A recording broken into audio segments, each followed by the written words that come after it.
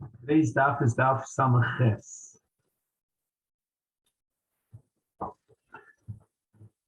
And we're up to Omar. And this is Rabbi Chanina.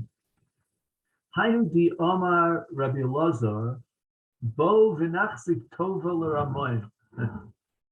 We had a whole story here on the bottom of Samach Zayin of Beis about Rabbi Chanina, and Rabbi Chanina found out that he was delivering on a weekly basis tzedakah from Erev Shabbos to Erev Shabbos to the sum total of 4 zuzim, which is a pretty serious, significant gift to someone who was really a Rama.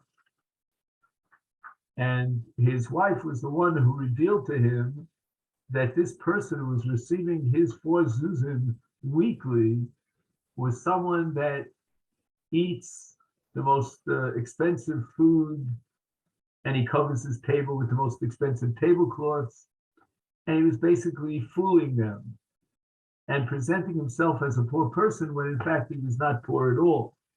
And now Rabbi Elazar says we have to really express a debt of gratitude to these Ramoyim, because in Molike we have no excuse. Why is it that we don't give enough tzedakah? And Hayinu Chotim B'chol Yom would be guilty on a daily basis of this Avera of Al Tikpotzitz Yodcha. Shenemar, as it says, V'kara Lecha El Hashem V'yobecha Chet, that if the Achicha Ha'evyon comes and he requests money and he asks for help and you don't do so, then you're a chote. But now we have an excuse. We can always say, you know what? We don't trust this person. We don't know that this person who's asking for a donation is a genuine un.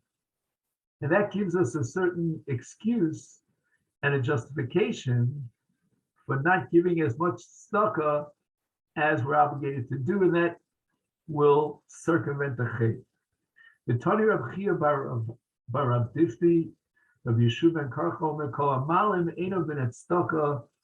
If a person turns the other way and he doesn't give tzedakah, Kilu Oved Avodas Kochavim, it's tantamount to worshiping an idol.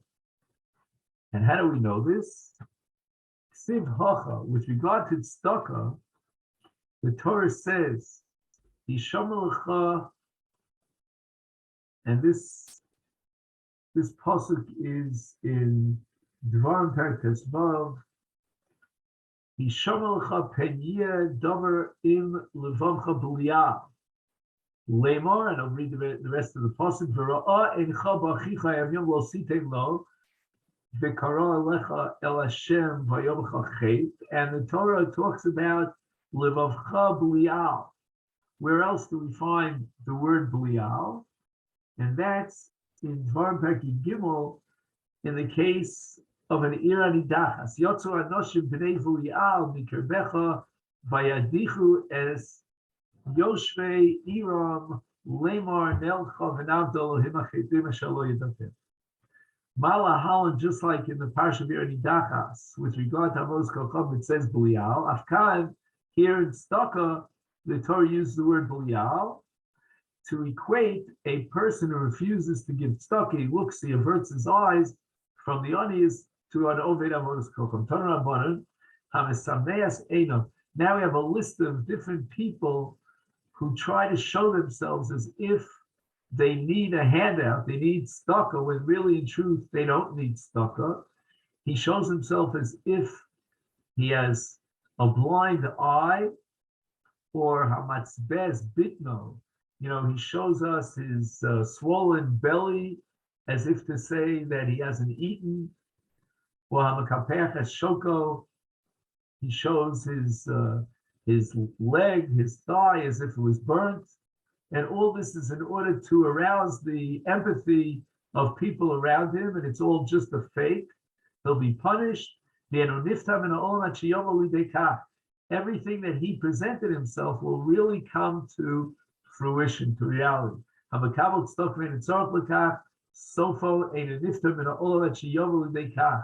If a person is not really an ani, he's a wealthy person, but he shows himself as if he's an ani at the end.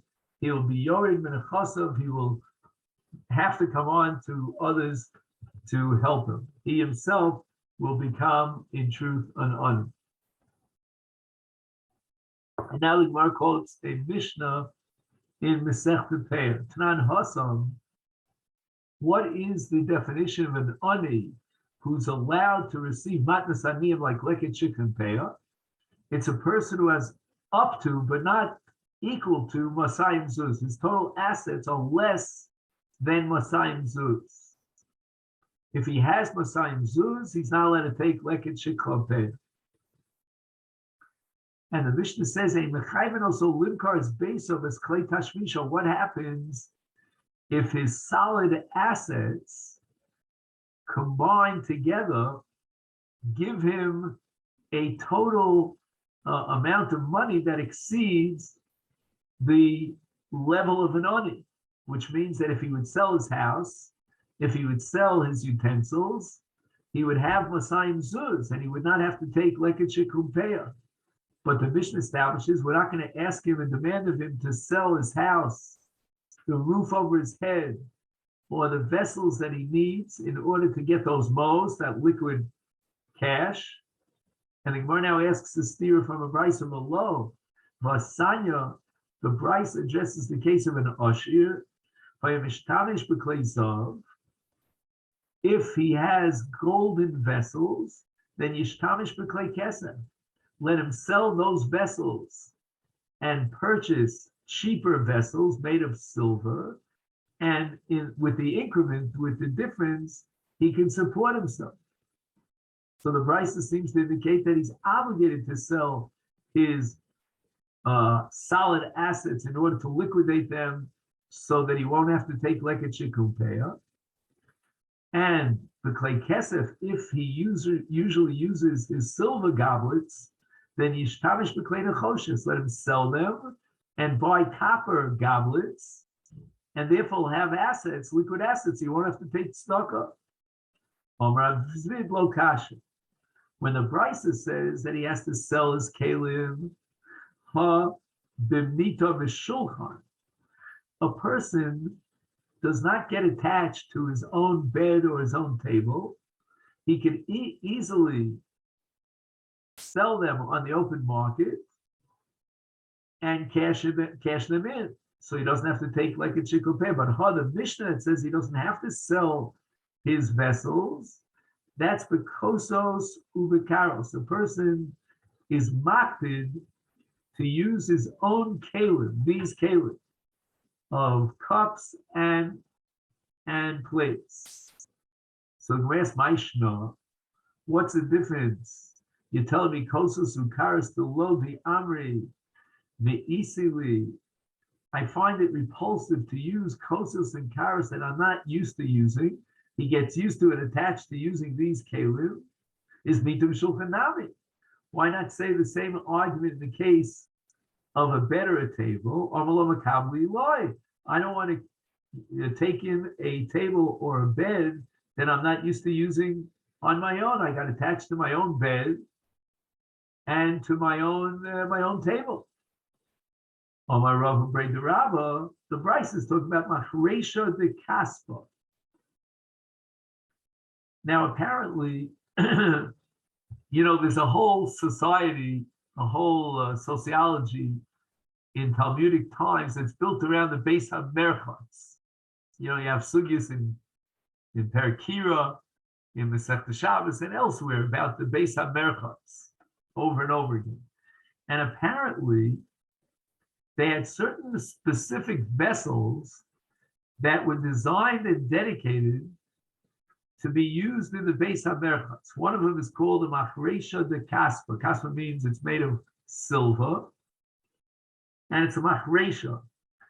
Machresha is usually a plow that's curved, and it goes into the ground in order to lift up the ground. In the case of Beis HaMerchatz, they had a kind of curved silver vessel, that they used to sort of clean off their bodies in the Beis HaMerchatz.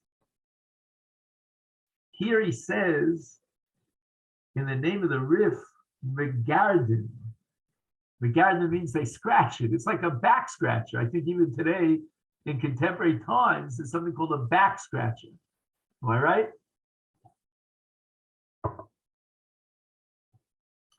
Now, a back scratcher is not something that he uses for eating or sleeping or drinking, so he doesn't get attached to it. And therefore, to him, it's no difference whether it's made of silver or made of copper. He can easily sell it on the open market, liquidate it because it's expensive silver, and turn it and exchange it for a copper scratcher. So that's the case of the Brisa. Therefore, the Brisa says, rather than take leket shikupeh as an ani, sell your silver back scratcher. But our Mishnah is talking about other kalim, and it's kind of repulsive to him to turn them in, exchange them for other kalim. They get attached to those kalim. That's one answer. Rav Papa Amar, another answer, Lokasha. Khan, the Mishnah that says you don't have to sell your vessels, that's Kodem Shiyom Alidei Gibur. That's before he shows up in Bezdin in order to collect. In other words, he's right now an ani. His total liquid assets amount to less than Masayim Zuz. On the other hand, he is in possession of solid assets, of kalim, that are worth more than Masayim Zuz, meaning that if he sold them on the market, it would take him over the threshold of Masayim Zuz. And the Mishnah says we're not going to obligate him to sell these vessels. He's allowed to collect leket, shikha, and peah. And that's the case called Kodem Shiyom Alidei Gibur. In other words, before Bezdin comes and says, hey, you should be selling these objects and these vessels, before they actually come to him, he is an ani. But Khan in the Brisa, that obligates him to sell, says Rav Papa, that's li'achar shiyom alidei gibur. In other words, he had Masayim Zuz. He went ahead and he took leket shikupeh. That's a pshir. That's a no-no on his part. And then Bezdin found out later, and now they're coming to collect, to return the monies. Well, it wasn't actually money, it was leket shikupeh, but to take it back because he had no right to take them. And now at this point, he has no money to pay off Bezdin. And Bezdin is now going to confiscate his property. And in such a case, if he doesn't have the wherewithal to pay back Bezdin for that leket shikupeh that he illegally took, then we'll obligate him, says the Brisa, to sell his klei tashmish on the open market in order to pay back Bezdin for the leket shikupeh that he took.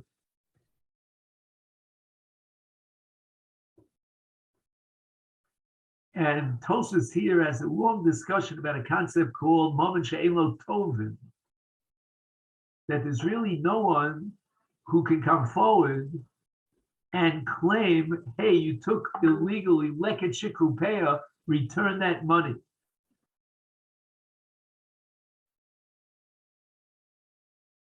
Now we're up to the Mishnah here in the middle of Daf Samaches Omer Aleph.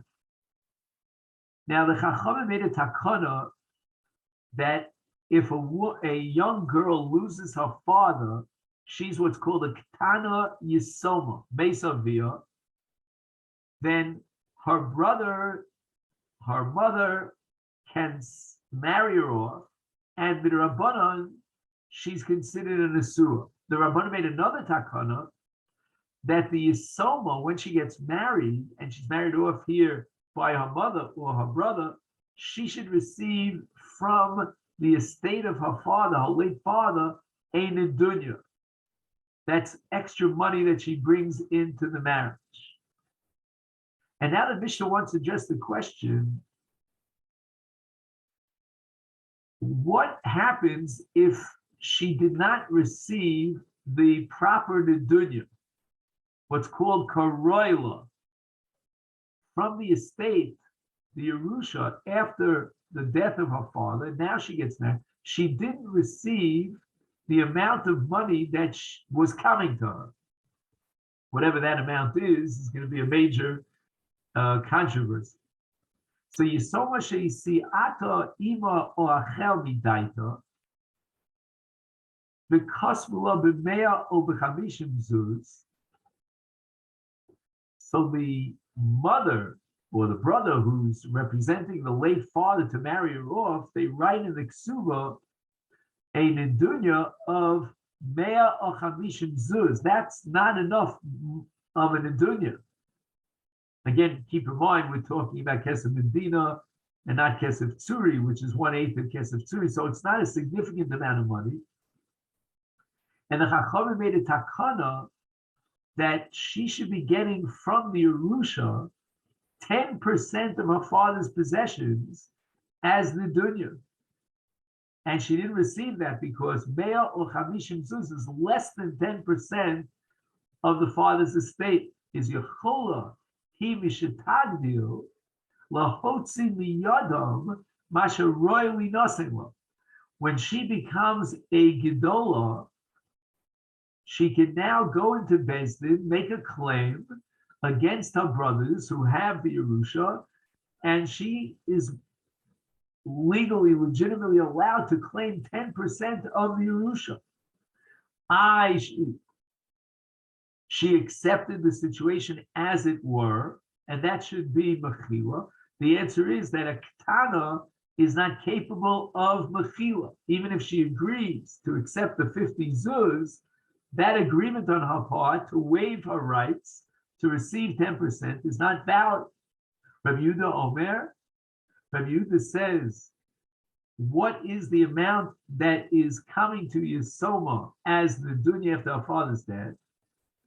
If he sees Basa Rishona, let's say he has two daughters.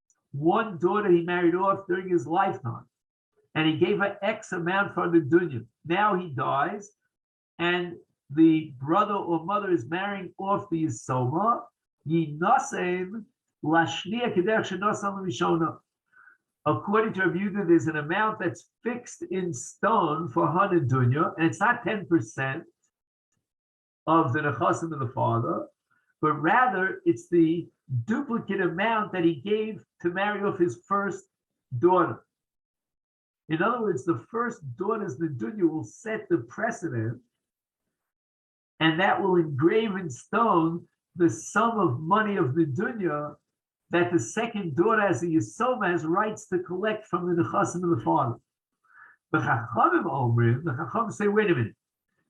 You can't tell me, Rabbi Yehuda, that as an absolute rule, we're going to give the second daughter the same shear, the same amount of the dunya as her older sister. Why? Because how do we know that the financial situation of the father today at the time of his death is the same, is identical to his financial situation when he gave his older daughter? Pa'amim shadam ani v'heshir o ashir v'heni. Maybe at the time that he married off his first daughter, he was poor. Now he became rich, and now she has a right to claim a higher nedunya, or the opposite. Maybe he was rich at the time that he married off his older daughter, but now at the time of his death, he became an ani, and now he would have given her less. So don't tell me that there's a set fee based on the fact that he married off his first daughter and gave her X as an nedunya. That's kober for the second daughter. Ella, but rather shomer es hanechasim. We have to estimate the value of the nechasim of the father as they're worth today, meaning at the time of his death. And based on the new assessment of his total assets, we will determine how much of an nedunya the Yisoma should be receiving. The Nosnin law. And we give her the nedunya based on what a person would normally give as an indunya if he had X amount of money, of assets.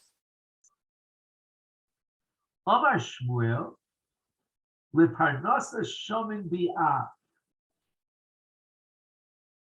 Parnasa means Nudunya. Shomin Bi'ah. Now, at the face of it, and this is going to be the sugya, Shmuel seems to be saying something different than what we saw in the Chachamim and Mishnah. The Chachamim seem to assume that once we know how much his assets are worth, the late father, then we can determine based on the objective market of fathers who marry off their daughters and give it in dunya, how much a person in that financial strata would give as an dunya. Shmuel seems to take a different approach. Shmuel says, let's analyze this father, this particular father. Forget about the objective amount, the assessment of what a person in that social strata would give for an dunya. Let's talk about this man. This man may be a very magnanimous man. He may be a stingy person. And therefore, Shaman Bi'av. Bi'av means this particular father, how much we think he would give as an adunya if he were alive. Base baby, where's the kasha? Bonos, we're talking about he is so many zonas and his parnasos, minichse aviem. She gets mazon and parnasa. And we'll see if these are two different terms. From the nechasim of her father, notice her late father left an estate, she can collect mizonos and parnasa from the estate. Ketzad, how do we know exactly how much she would receive from her father? After all, he's gone. And the price established, Ein omrim ilu avia kayim kach v'kach hayanosim. The exact opposite of Shmuel. We do not analyze and say, well, this man fits this category. You know, he's a vatron, he's a kamton, and this is what we would assume, we would evaluate he would give for mozonos and parnasa. El shomenes and echasim and osnim la. Rather, we go on to the objective market, we figure out how much he's worth at the time of his death, and how much would a person in that financial bracket give and designate for the dunya. My love, parnasa sabal. Aren't we talking here in this brisa about the dunya? And this again, Shmuel. Shmuel says we make an umdana how much this particular father would have given, and we know and we can evaluate his personality and how much he generally gives, and guess what he would. And estimate what he would give for his nedunya. The Brisa says, no, we're going to make a shuma how much a person who has that amount of nechasim would give as a nedunya for his daughter. And where it says, Rav Nachman bar Yitzchak lo, the parnasa in this Brisa is not nedunya. The Machshon assumed that the word parnasa in this Brisa is identical with a nedunya. But rather it's parnosas atzma. This is the parnosa that the brothers, by virtue of a t'nai ksuva, have to designate for their sister as parnosa.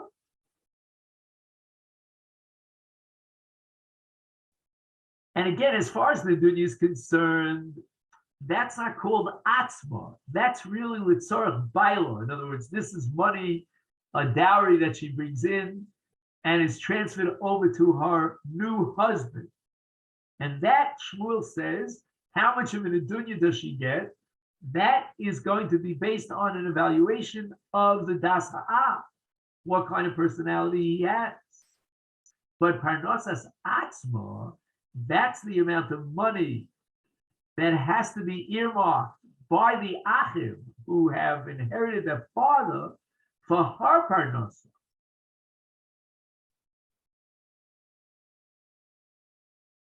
And that's called mizonos. Now here, when it comes to mizonos, that doesn't depend upon the das ha'av, but rather, nosula kafia royalo. That will be objectively set in stone. That's a takonis chachamim of parnasa. The dunya is a matter of subjective. A man wants to, cement the marriage of his daughter, so he earmarks kach v'kach money for her in dunya. That, according to Shmuel, is different from each man, each father, and we have to evaluate what this father would have done. What's his personality? How do you describe him? How do you categorize his personality? But when it comes to the parnasa that the achim, the brothers, are obligated to take money from the estate and designate it to support their sister, that's already something objective. That's takoros chachamim and nostim law kifia royal. That doesn't depend on the dasa. So the Gemara asks, wait a minute, there's a double language here in the Brisa. The Brisa says mizones umisparneses. But mizones umisparnesos ketoni. My love, achas parnos sabal, the achas parnosas atzma. The Brisa went out of its way to tell you that there's an objective standard that doesn't depend upon the av in particular as a subject for both those monies that she'll bring into the Baal, that's called Parnosas HaBaal, that's the dunya, and for Parnosas Atzmo, which means the money of Mizonos that's designated by the brothers. Again, we'll have to see what happens later on when she gets married, but now, she's just a Yisoma, she hasn't gotten married yet, the brothers have to support her, and that's what mizonos means. So the word parnasa, obviously by process of elimination, doesn't refer to mizonos, but rather the word parnasa here refers to nedunya. And once again, we have a kash on Shmuel. And when it says lo, that's not what the word parnasa, misparnasos means. It doesn't refer to nedunya.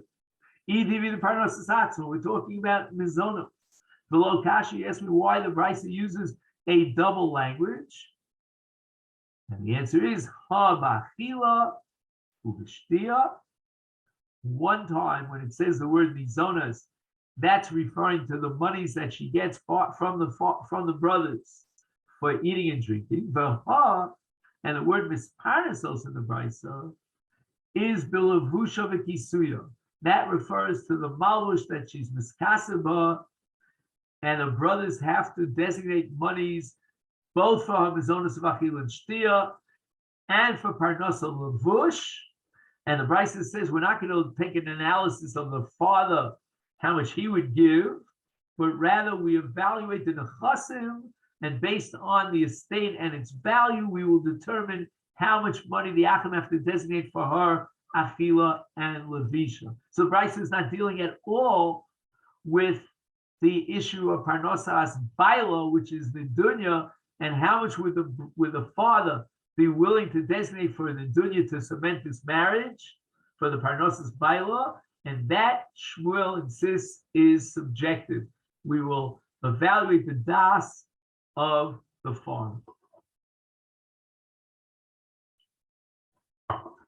Once again, the Gemara raises an objection to Shmuel from the Mishnah. Tanan, it says, Chachamim omrim, ha'omim sha'adam ani v'heshir, o ashir v'hani, ela shomenes ha'nechasim v'nostim lo. It would seem that the Chachamim are saying that once again, we make an evaluation of how much this man was worth, and based on the nechasim that he has, the shivui of the nechasim, we will determine how much of an adunya she gets. My ani my ashir. Name if we're going to say ani b'nechasim. The ashir b'nechasim.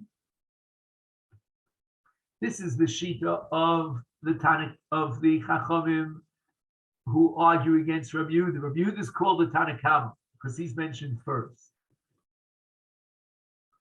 So if we're going to assume that it means whether he has nechasim mu'atim, which is called an ani, or he has nechasim merubim, which is called an ashir, then by process of elimination, bichlal, we can derive the conclusion that Tanakama, meaning Rabbi Yehuda, says that we give the second daughter the amount that the father designated for the older daughter when he married her off during his lifetime.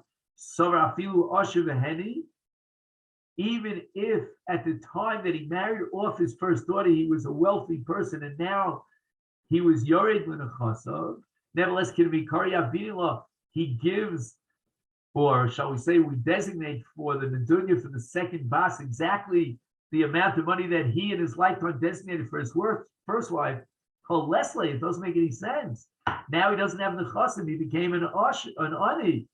So again, he gave a large sum of an Nedunya for his first daughter because at that point in time he was wealthy. But now he's an ani. Elolav, in order to make sure that Rabbi Yehuda makes sense, we're going to have to explain the Chachamim that the father has the wherewithal to give his second daughter the same amount of an Nedunya that he designated for his first daughter during his lifetime. So then what does ani and usher mean? Again, because we want to make some sense as out of Rabbi Yehuda, who's the dissenting view, it's got to be ani b'das, usher b'das. So it comes out that it's Rabbi Yehuda who says, like Shmuel, that namely we shot up this particular Av to see what his personality is. Was he a Kamton? Was he a Vatron? Right? Was he very stingy and tight-fisted? Was he very magnanimous? And that's the Shita Rabbi Yehuda. Ashir b'das, ani b'das. Now let's figure out the Chachamim Shita Ketani. The Chachamim who disagree with Rabbi Yehuda assume that we don't evaluate the das of the father. We look at his financial assets and we determine what a person with that financial assets would normally designate as Nidunya. Alma was Lina Basar Umdana. Utiv to the Shmuel. Shmuel could work out very well with Rabbi Yehuda, but the Chacham rejected Rabbi Yehuda, and they're not willing to go after the Omen Das of the Av, whether he's a Daito Adia or Daito Ashira. Could it be that Shmuel paskins against the Chachamim? And the Gemara answers that's exactly true. Hu di Omar ki Rabbi Yehuda. Shmuel accepted the Shita Rabbi Yehuda. It's a subjective analysis and evaluation of the father, of his das.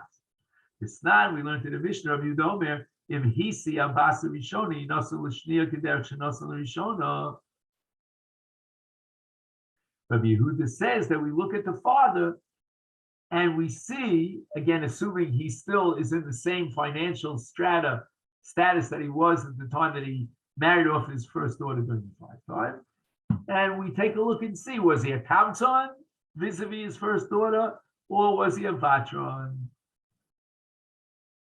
And speaking of daughters, my son and his wife, yesterday, my daughter-in-law gave birth to a girl, a baby girl. That's not such big news, except in the case of my son, who has 7 boys. And who would believe that he would have a girl after 7 boys? Why does Shmuel present this view as if it's his own chidush? He should have said, we paskin, we accepted the Shita Rabbi Yehuda. So Gemara says we might misunderstand Rabbi Shmuel if he just would have said halachic Rabbi Yehuda. Had he said halachic Rabbi Yehuda, I would have thought dafka hisia.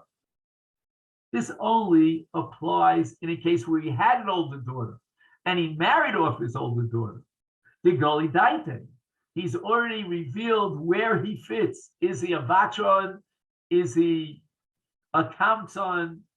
If, let's say, he has an older daughter, but he never married her off, or maybe he doesn't even have an older daughter. So we can't shots up his das. We cannot classify him as either a kamtzon or a vatron. Lo, here we would assume that we cannot, we have no other way of determining how much of the dunya is because there's no precedent. We cannot evaluate his das, so we'll do Rebbe's way. Rebbe, if you remember, was of the opinion that we give him 10% of the estate. Kamashmala, that's what Shmuel wants to tell me. Time of the Rabbi Yehuda does lina basar umdana loshna yisiya v'loshna lo yisiya. Whether he had a daughter to marry or if he didn't, we're always going to do a shuma on his das, and we'll figure out in other ways after doing Sherlock Holmes detective work whether he's a vatron or a kamtzon. And based on that, we're going to determine how much in the dunya he would have given to this Yisoma. Bahai Viktani Hisiya. Rabbi Yehuda says that he married off his older daughter. Now we're saying that Shmuel is applying Rabbi Yehuda's shatzing up the Av, his das, even in a case where he never married off an older daughter. According to Rabbi Yehuda, even if he never married off his older daughter, we would still go with this halachic route. But the Kiddush is the Rabbanah, the Afal Gav, the Yisiya, the Goli Daite, Lo Azlin and Basar Umda. Even though we see his Gili Das when he married off his first daughter, nevertheless, we do not go after Umdana, but always we evaluate his Nechasim and we designate for an Dunya how much a person would normally give if he was worth that same amount of money.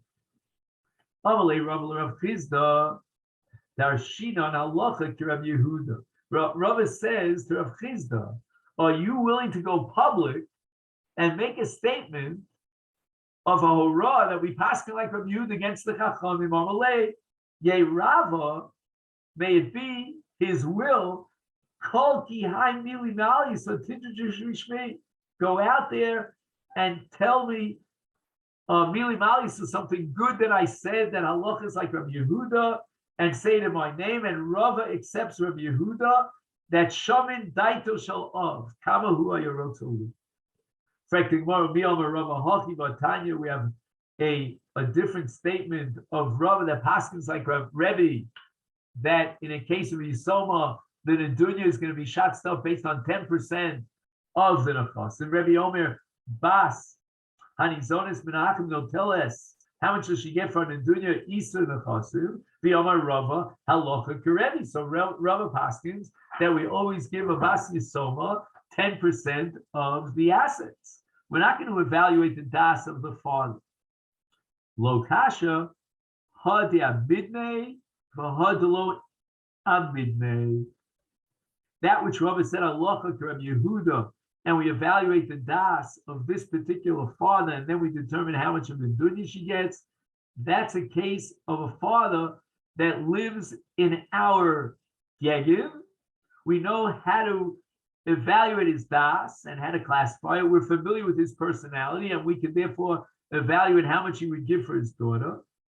And in this case, even Rebbe would agree that Shaman is taito. That which Rava Paskin halacha to Rebbe, that's in a case where we don't know how to make an umdana. He's coming, he lives in a different area. We don't know if he's a bacho, we don't know if he's a kamtzon, and therefore we fall back to Rebbe's objective 10% of the nechasim. Ofinan mistabra the Omer Rabbi Abba Rabbi Adu Bar Abba Ma'isa v'nosan lo Rebbe echad mishneimasar nechasim. Rebbe gave as an edunya to this nesoma only 1/12, not 1/10. Kashanan dodi alav shmamino hada midnei hada lo amid shmamino. Who from a Rebbe bas hanizonis mina achin. No, tell us Isur Nechasim. She gets 10%. Now, when we talk about Nizonis Mina Achim, which is based on the Takonis Ksuba, that the brothers have to spend money from the estate to support their sister who's an orphan, that's only because she's before Bagus. Once she becomes Bogera, she's on her own. And now the Chachamim turn to Rebbe and they say the following: Dvarecha, according to your logic, Rebbe, Mishi yesh lo eser banos. If a man has 10 daughters and each one gets 10% of the estate, then the brothers end up with 0.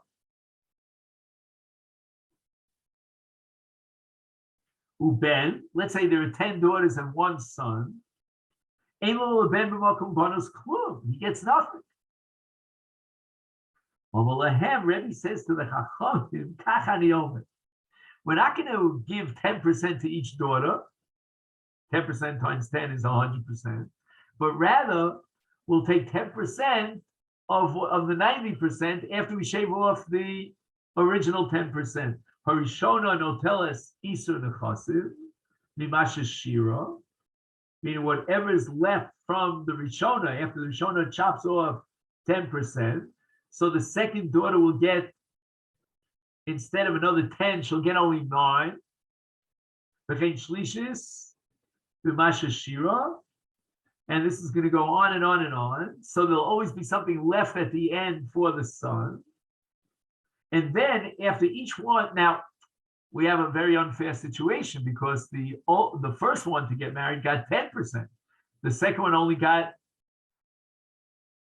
10. The first one got 10. The second one only gets 9, and so it goes down and down and down.